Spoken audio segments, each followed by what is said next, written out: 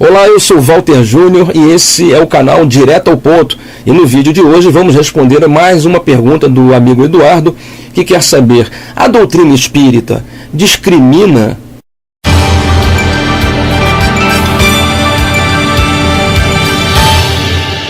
Olá, eu sou Walter Júnior, esse é o canal Direto ao Ponto e hoje vamos responder a mais uma pergunta do nosso amigo Eduardo Correia.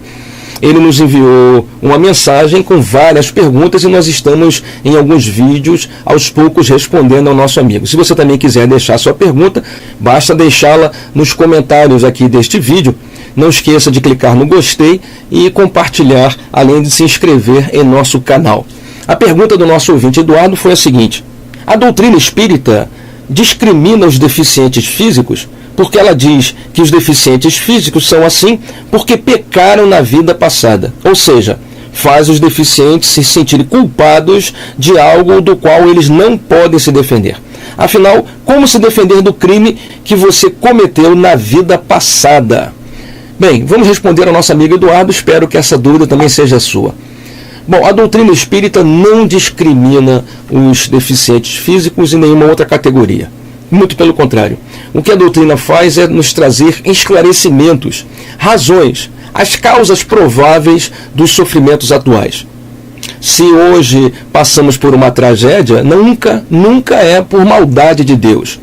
Vamos entender que Deus não pune nem abençoa ninguém. Deus não pune e também não abençoa ninguém. Deus é sempre justo e nos permite plantar com liberdade, apenas pedindo que a gente colha tudo o que nós plantamos.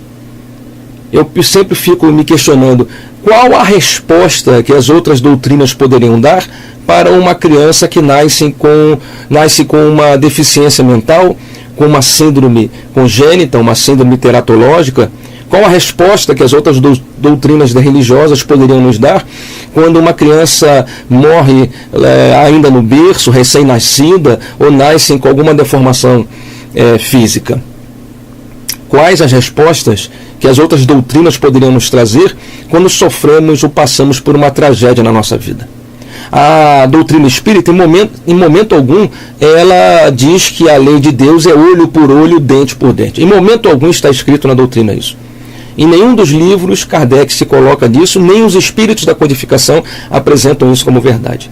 O que a doutrina nos faz é nos trazer uma resposta profundamente lógica, racional e, portanto, de difícil questionamento. Ela nos diz que tudo que nós fizemos, tudo que nós fazemos, gera consequências. Inclusive há uma lei física que diz: a toda ação existe uma reação de mesma intensidade, porém de sentido contrário. Essa lei física, uma lei natural, ela é traduzida pelo mundo espiritual como a lei que gera karma para os orientais ou a lei de ação e reação para nós cristãos. Mas em nenhum momento a doutrina diz que se eu atropelei uma pessoa, na próxima encarnação eu vou morrer atropelado. Se eu dei um tiro em alguém, na próxima encarnação eu vou morrer com um tiro. Em momento algum ela diz isso. O que ela nos diz é o seguinte: existem vários motivos pelos quais nós passamos por tragédias e pelos quais sofremos. O sofrimento, primeiro, sempre tem a finalidade de nos fazer evoluir.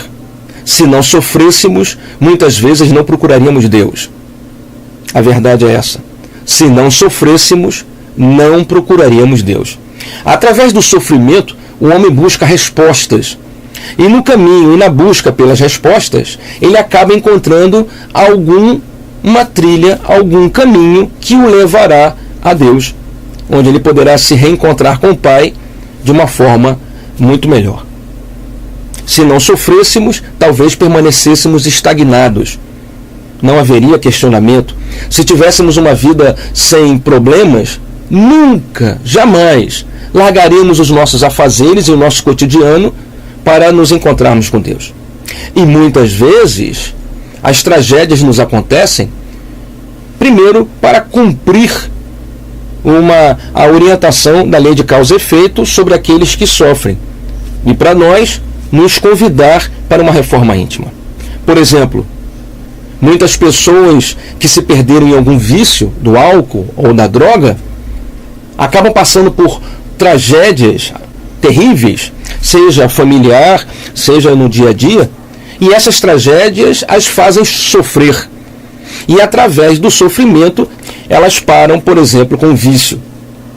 Muitos ex-alcoólatras, ex-viciados, se corrigiram pelo sofrimento. O sofrimento, então, é um sinalizador de que algo está errado e está na hora de mudar. Toda crise, já nos ensinou o Oriente, é sempre uma grande oportunidade. Se eu não sofresse, eu continuaria sendo quem eu era no passado. Se eu não sofresse nessa vida, eu nunca teria buscado Deus e não estaria agora tentando responder algumas questões. Então, o meu sofrimento, por pior que tenha sido, teve uma finalidade educativa, motivacional, com finalidade sempre de transformação. Eu não sou quem eu era, porque pelo sofrimento eu passei a ser uma nova pessoa. Porém, nem sempre nós sofremos por culpa de ações do passado. Muitos sofrimentos da nossa vida guardam relação com pedidos que fazemos. Se nós entendermos que o nosso planeta, o nosso mundo, é extremamente atrasado, eu colocaria de uma forma alegórica. Imagine uma escala de 1 a 5, onde o mundo mais atrasado, aquilo que talvez chamam de inferno, o purgatório, os locais de grande sofrimento. E o 5 chamaríamos aqui de os mundos celestes, o céu, o paraíso. Nessa escala imaginária, nós estamos no 2. Nesse mundo 2, 80% das pessoas estão na escuridão. 80% das pessoas não conseguem enxergar e programar a vida futura. Mal conseguem programar o dia de amanhã. Nesse mundo onde estamos, o sofrimento é necessário. Nas escalas mais evolutivas, o sofrimento é totalmente moral. Porque lá eles nos veem sofrer e não queriam que sofrêssemos. Mas aqui não, o sofrimento é físico, além de ser moral. Então aqui nesse mundo, o sofrimento é pedra fundamental para nos ensinar a evolução.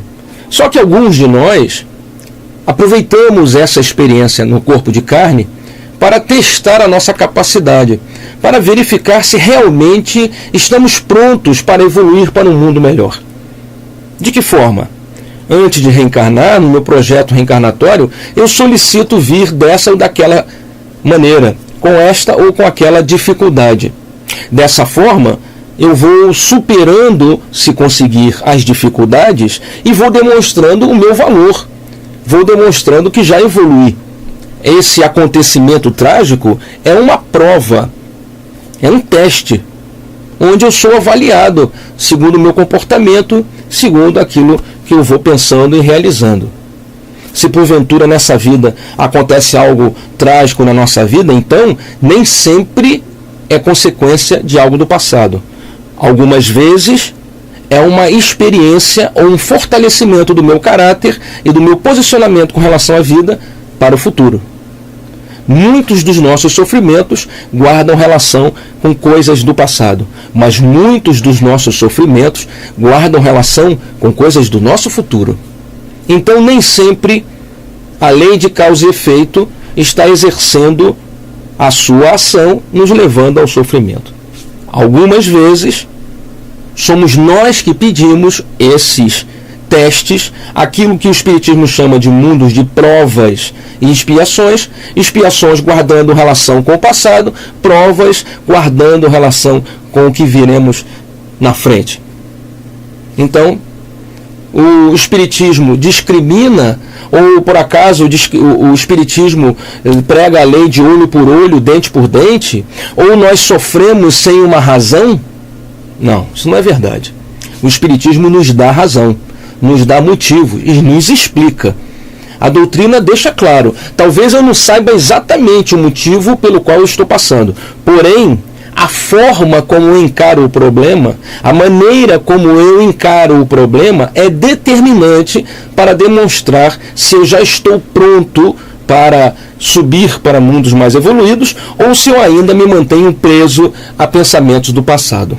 Antes de questionarmos ou tentarmos entender por que eu sofro, vamos entender o que eu posso fazer a partir desse sofrimento.